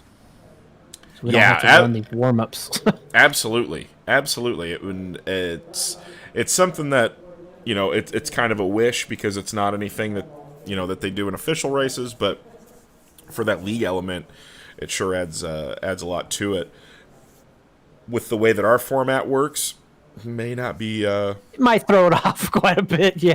Throw it off quite a bit, as you could theoretically... we saw the first week Lewis Hewitt and Cole Newhoffen were scheduled to start 17th and 18th on the field due to their transfer spots, and they started both within the top 4 in the dash. So it does make a pretty big difference. We do have some variances of how we do the dash, but just a little bit something unique, a little bit different than you see most of your leagues will say if they're going to do a dash top 2 out of each heat race. Just adding a little bit different little spice of variety into it. Yeah, Zane did a good job putting this whole deal together. Want to incentivize, being fast and qualifying and not necessarily having to, win your heat race and just, transfer through. It's fun having a 6-car invert. Not very many places do it, and it forces some pretty good racing in the heat racing stage of the event. So we got to see that with some of those heat races, and now guys benefit from not sandbagging qualifying or not not trying because they want to start out front in the heat race. Right, and it used to be, if you don't have a dash format, or if you do have a dash format that's just the top 2 go to the A, the problem there is when you start in the 6th spot, you really have to get to the front, so it kind of incentivizes the sandbagging, like Shay was talking. Where in this format, you really don't have that in play. So I'm looking at the lineup right now. Your big mover, there really wasn't too many of them. Within that is John Batista was scheduled to start 10th. He'll roll off 7th in the feature tonight. I would say really the big loser at this point is Clayton Tilley. He was sitting extremely pretty. But still no Dason Pursley. So Pursley might have checked out for the evening. I know he's a youngster. He might have had some schoolwork to do or some classes to do. But your provisional pole sitter, I should say. We'll go through your starting grid again. These are just your qualifiers that are into the main event. Pursley, Bergeron, Eiler, Tucker, Edens, Stanky. Stanky normally would start 6th in this format. He will roll off approximately now with Pursley out in the 10th position. So he'll actually move back a little bit. Cannon and Heilman, Adam Elby, John Batista, Daniel Zegers, Logan Rumsey, Austin Semmelman, Dylan DeBono, the man out of Australia. So his first attempt to make DRT feature, he sticks it in the show. So good job, Dylan. Matt Dixon, Jeremy Zarfos, Clayton Tilley, Kevin Click, Michael Sheridan, Andrew May, and Colton Davis, Riley Emig, Richie McLeod, and Rusty Kruger round out your starting field. And yes, it does look like Stanky will be rolling off 8, so Persley, not making the call, wins the first heat race and doesn't make the call for the A. So maybe his computer blew up and they couldn't get the motor change in time. We'll go with that because it sounds cooler. But we are 1 to green on this feature event. This is going to be a battle up front, a big battle up front. Green flag. And apparently we're going to pace. Okay, so he We've got set it set to up for 31. Yeah. Yep. Normally we set them up Just for to clear 30, just to clear these. This is just to clear the black flags. So it's still a 30-lap main event, but you'll see on your screen 31 laps. As we are getting ready to fire, Zane likes to throw a little wrench in our operation every week, and that was the one hopefully for the week. So Edens brings him down. It's time to go race. Good jump from Edens there into 1, but Bergeron and Heilemann going to be side by side for that 3rd spot right now. A lot of these cars just trying to figure it out still. A lot of these guys haven't been on the track in a while in the middle of the pack here, so expect these guys in the front to kind of have it more figured out. And if we get a little bit of a caution and get back to single file, these guys might have a little bit better grasp on what they're looking for. But Bergeron and Eiler and these guys running as close as they can to the inside wall right now in 3 and 4. And again, the sliding up into 1 and 2 and running the bottom in 1 and 2. It looks like it's going to be those 2 distinct lines right now. 3 and 4 looks like we can go a couple different ways, but this guy's just trying to search right now. Playing nice so far and staying green. Yeah, David Heilman moves into the 2nd spot, but Kendall Tucker is on the move right now. Bergeron from that 2nd starting spot, he's in a little bit of trouble right now, moving back into 3rd, which the parity in this series right now is pretty drastic. You know, we've had 3 races so far, 3 different winners. Heilman and Bergeron both have one, wanting to become the first 2-time winner here. But we've got a heck of a race up front. Edens just kind of slow rolling him some middle, Donnie Schatz style, doing what he likes to do. But Heilman really putting the pressure on him. Heilman's sticking really close to him right now. It looks like Bergeron kind of lost some of that drive off the corner that we saw in his car early on in this event. As Kendall Tucker sitting there in 4th right now, running the top, looking for a way around him.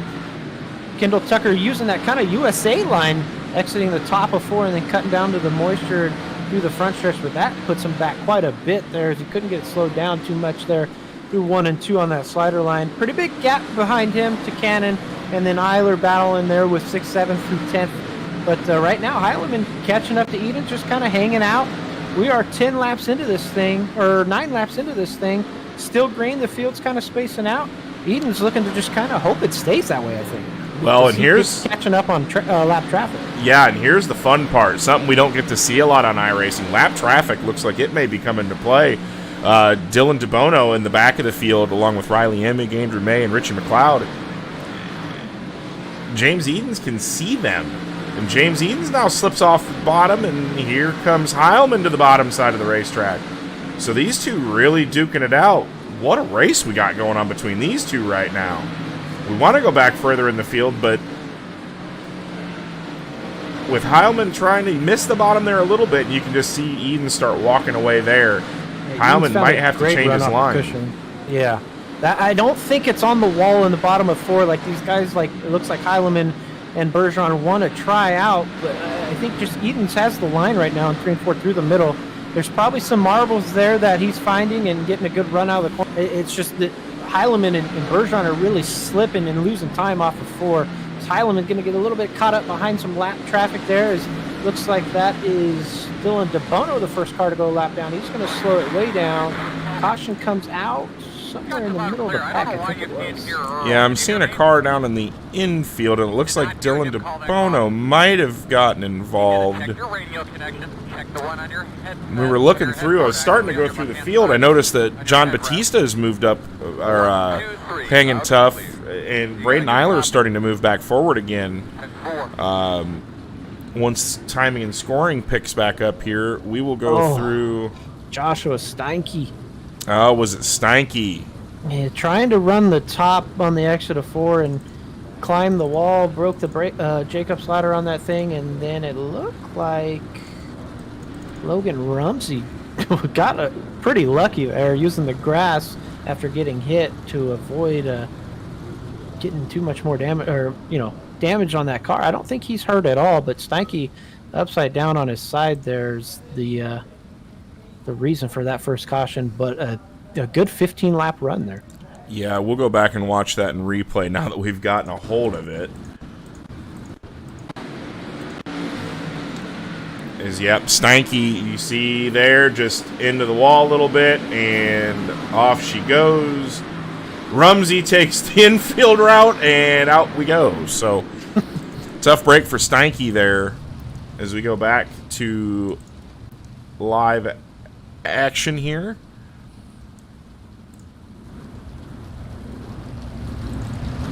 But looking Lights through are the out field, to go green this time. It was very single file there as they get ready to go green off of 4 here. Eden's with not the greatest jump. Heilemann kind of sticking close by. Bergeron right there in tow with Kendall Tucker. So they put a little bit of a gap on Cannon and Eiler, but Bergeron with a big move into 3 has to slow the car way down to not get into Heilemann. Heilemann again trying to find something on the bottom of that exit of 4, but Eden's just has it through the middle right now. yeah, and Bergeron really making the bottom work. I thought he was going to really get in there, but He showed Heilmann's him the smart. nose the past 2 laps. Bergeron, it's killing him off 4, though. I know he wants to make up that ground and try to make the move in 3 and 4 as 1 and 2 is so tight, but he's killing himself off 4 going in that fast in 3. Heilmann now to the cushion. It's seeing if he can get around Edens. He's got to try something. You can't. And what a run he's got now, side by side down the backstretch, but can't get the run. And here comes Alex. Alex now on the bottom. That pushes David up to the middle of the racetrack. Alex may have found something on the bottom side of the speedway. He's got to check up real hard getting into 1. But the run that Bergeron's getting off the bottom of the racetrack there is unreal as he moves into the 2nd spot, but tags the wall a little bit. Kendall Tucker just waiting to pounce, though. He's still committed to running the slider line in 1 and 2. Just cannot get the drive off the corner like these guys can. We are single file through the whole field, so this is pretty much the race right here. These 4 guys really just waiting for one of them to make a mistake.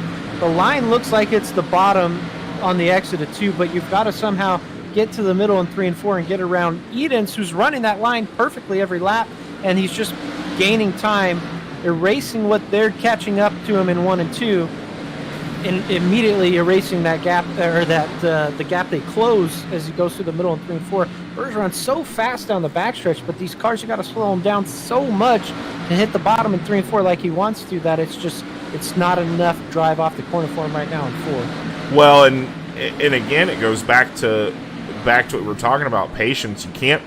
You can't drive through the guy in order to get around him. But Heilmann is doing everything that he can to search around to try to force a mistake. But when you're, Edens is making veteran moves here. Heilmann's been by him more than once going into turn 3, but he's just kept his momentum up, kept his line where he needed to be, and running a solid race. Now he's starting to pull away just a little bit. Yellow It's just flag. so smooth in the 1 and 2. The caution gonna come out from McLeod, I think that was. I'm seeing Rumsey off the racetrack here as It well. is Rumsey, yeah. McLeod was coming up behind him. Let's see. We got it on instant replay here. Rumsey running the bottom side of the racetrack and gets glitched into the oblivion. Oh, So that's unfortunate. unfortunate, tough break for Mr. Rumsey. Fighting for a top 10 spot there. It's just, you hate to see.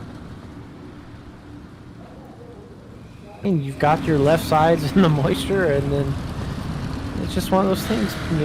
It is a game. We all understand that things are not going to be perfect all the time, and we just hope that they can get it corrected here pretty soon for us, especially before Monday. Yeah, definitely. This is if you guys didn't know, this is the pro qualifier track for this week. So, or this upcoming week. So a lot of these guys using this as a test session to see what they've got. I'm noticing Eiler and Zager's hanging tough in the 6th and 7th spot. Blake Cannon running in 5th. I'm not sure if Blake is going to be able to get up there in battle with those guys or not. Austin Semmelman's moved through the field. He is currently in 9th position. Clayton Tilley has made a little bit of progress. He is sitting in the 14th position right now. As we look at Adam Elby there, as we're getting ready to go back green flag racing, it looks to be 1 to green, as we've got 26 down. We've only got 5 to go. So time is running out for Heilman. Oh, Heilman gets a rough start on exit of 4. Bergeron at this point trying to hang on to 3rd. Seeing if he can force a mistake out of one of these two.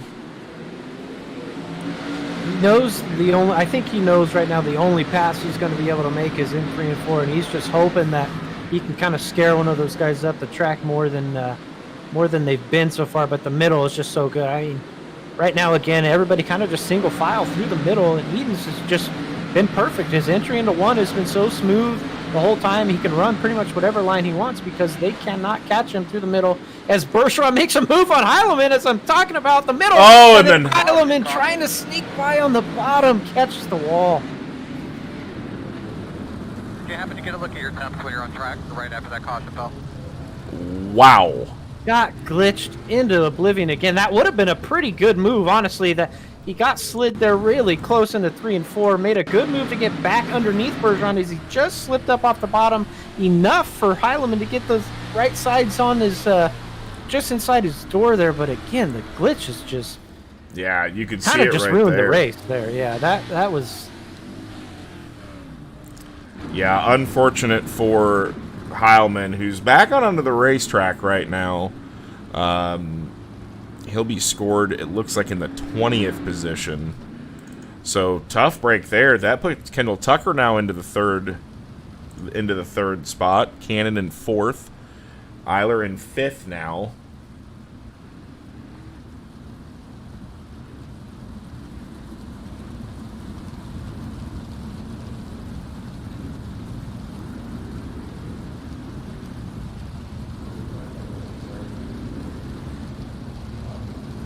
We'll have 2 to go.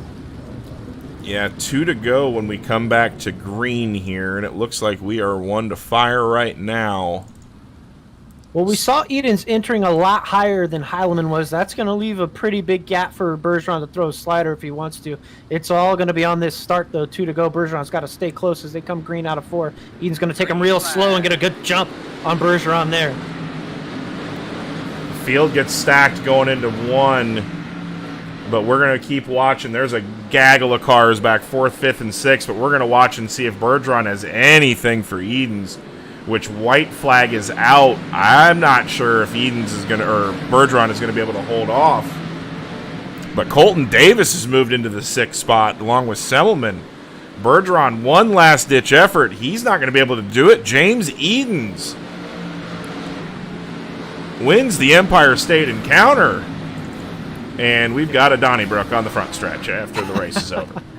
But a fantastic, smart race from Edens. He knew that they were closing that gap in 1 and 2, I'm sure, but the middle, you couldn't get to him. He was just so good through the middle in 3 and 4. yeah, there's not a whole lot that you could do at that point to make that any better there. As we're gonna and a really good feature.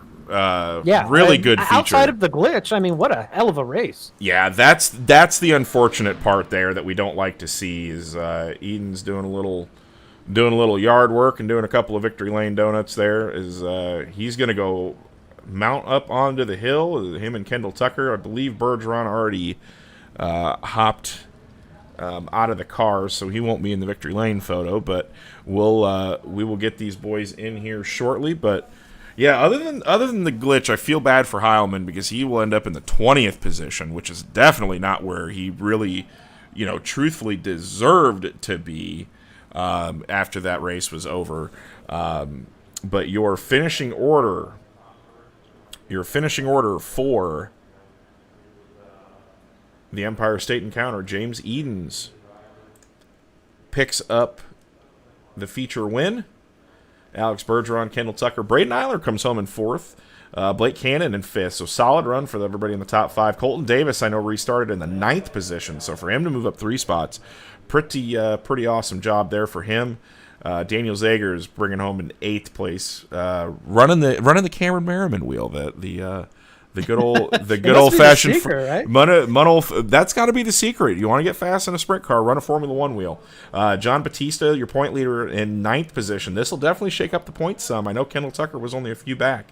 Kevin Klicken bringing home 10th. Rusty Kruger coming out of the B main to run up to 11th. So good job for Rusty there. Jeremy Zarfos in 12th. Tilly coming from the B main to run 13th. And the rest of the guys there, Dason Persley in 24th, unfortunately was not able to finish that off. We will bring in, if Edens is in here yet, I don't see him. We'll go ahead and talk to 3rd place Kendall Tucker. Well, 3rd place finisher Kendall Tucker, Weedsport, very wild place. How was your race?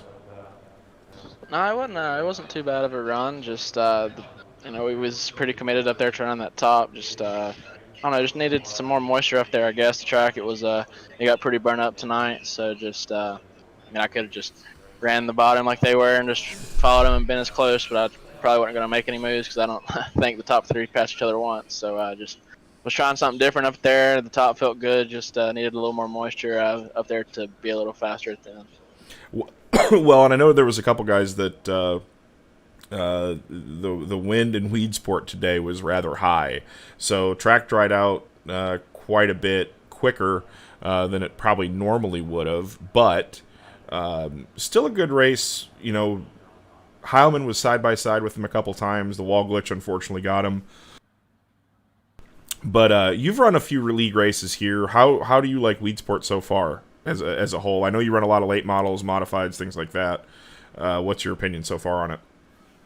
It's a really it's probably the most technical track that we have on here so far. I mean, just I don't know. I got to the outside of Alex right there a couple times, but it was just the track. It was so burnt up, and if you don't enter in as low as you can in one, you're just losing a lot of speed. So just I could get up to the outside of him right there. Just like I said earlier, just needed some more moisture up there to make something happen. But it's not too bad of a track. I mean, it races okay. Just I think when it gets that slick, it kind of just locks down right there on the middle to bottom. But I don't know, just everybody's new here, and just it's kind of rough early heat races, and the B main seemed to be all right. Just I don't know how many cautions we had right there in the A, but just I don't know. Hopefully they can get some of these bugs figured out with this new build, and hopefully this track will race a little better in the future.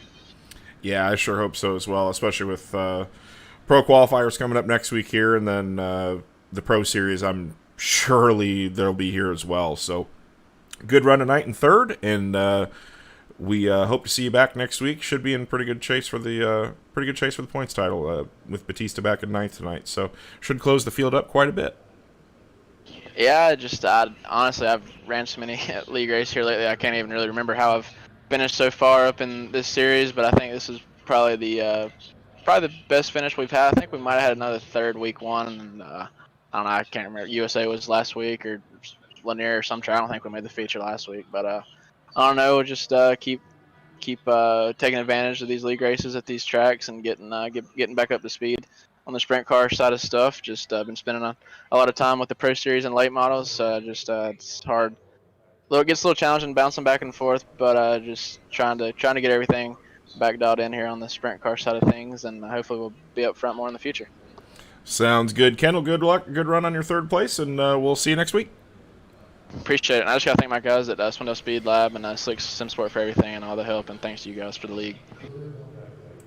That is Kendall Tucker. We will bring in 2nd place man Alex Bergeron, who made probably the move of the race to get into the 2nd position. Just coming up a little bit short. Track seemed to get a little bit narrow towards the end of the race there. Tell us about it.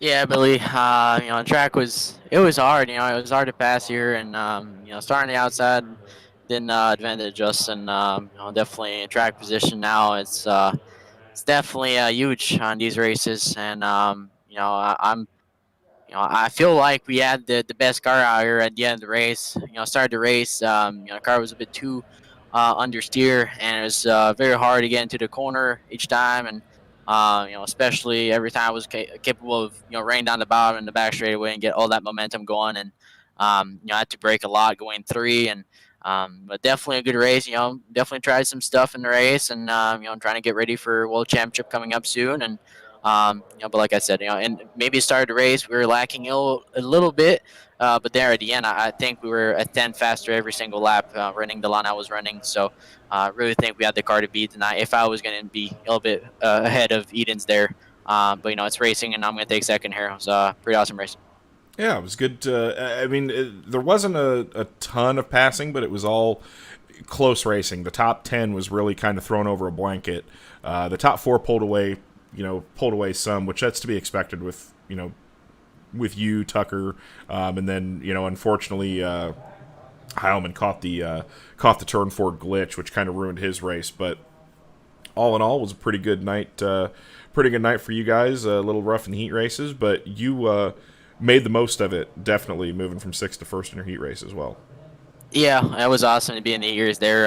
Didn't expect that at all going to one. I just had to brake a little bit and just see what was going on in front of me, and they just kind of stacked up a little bit. But there was only a car or two there, so definitely had to make my moves. And bottom 1 and 2 was definitely faster, and I hit it perfectly right past 2 cars in one corner. So I'm definitely gonna take that and move on to the next race and learn from tonight. Yep, well, hopefully we will see you back here at Lernerville next week for the Keystone Clash. I know Lernerville race is a little bit different than what this place does. You've had some success there in league races, so hopefully we see you back next week. Yeah, of course, and I'm definitely looking forward to Lernerville. It's a track I like. Kind of sometimes I like it, sometimes I don't. Unless I don't go I don't fall over the racetrack, but I think it's gonna be nice, and with all the competition we have here at DRT, I think it's gonna be a nice race, and all the fast guys, and definitely a good practice for World Championship. That's for sure. Well, good to hear, and we will see you next week, Alex. So have a good evening, and congrats on the second place finish. Thank you. I gotta thank all of our team, Team BRE Sports, Jason Nygaard, Rebecca, everybody that supports us, all our partners, CSI Shocks, Blue Logic App, BK Designs, My Ring Farm Equipment, and everybody else that supports the team. You guys for doing an awesome broadcast. My father for watching, and it's nice to be here with this kind of competition, like I said earlier, and hopefully I'll see you guys next week. Well, thank you very much, Alex. We will see you next week.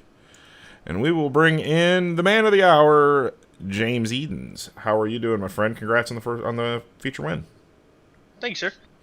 We me and Shay were talking as the dash was rolling out. We were, well, you give Berger on the bottom like that, and the pole of the dash, we were both like, oh boy, here we go. And you kind of, I think, shocked both of us and probably everybody watching when you stuck Made a around hell on the of a move. outside. We'll just Yeah, say it bluntly, Billy. yeah, that was a hell of a move. Realistically, the dash probably won the race if we're thinking thinking out loud. But heck of a run in the feature. Yeah, for sure. I don't know what he did in 3 and 4 there on the dash, but we were able to use the momentum off the top and turn down and get under him there, and sneak by. Yeah, that definitely helped. Starting up front in that feature was big because it gives you all the I had all the control. I could pretty much run. I didn't have to be super on the bottom or super on the top. I could just kind of run the middle and make those guys work really hard to get a run and get around me. It's just being the leader gives you so much control of stuff like that, especially on a tight track like this. It's really hard to pass. So well, and I noticed too in the feature there was a few times Heilman actually beat you into 3. And I know just from running this enough myself that you probably saw him sneak by on the bottom. Were you ever really worried that he was going to be able to clear you getting into 3? A few times, especially when I made a mistake off of 2 or something and he got a good run. But that was just one of the big things was being able to control him and kind of pinch him after he got all that speed. It kind of killed his run off, and we could just clear him back down the front stretch, and then hopefully not make another mistake in 2 or to let him get under us again. Well, that was it was a heck of a feature. I you know, the earlier heat races were a little tricky, but the feature paid off definitely. Same thing with the dash once again. So, congrats on the win, and we hope to see you back next week at Lernerville. Yeah, thanks, sir. That is James Edens, your feature winner for the night in the Empire State Encounter. I know we're going to have probably a lot to talk about next week as we go into Lernerville and run the Keystone Clash. So we should have a good night of racing there for you as well. And we hope to see you guys all back next week. For Shay, myself, Zane, and Baden, the rest of the crew, thank you very much for coming.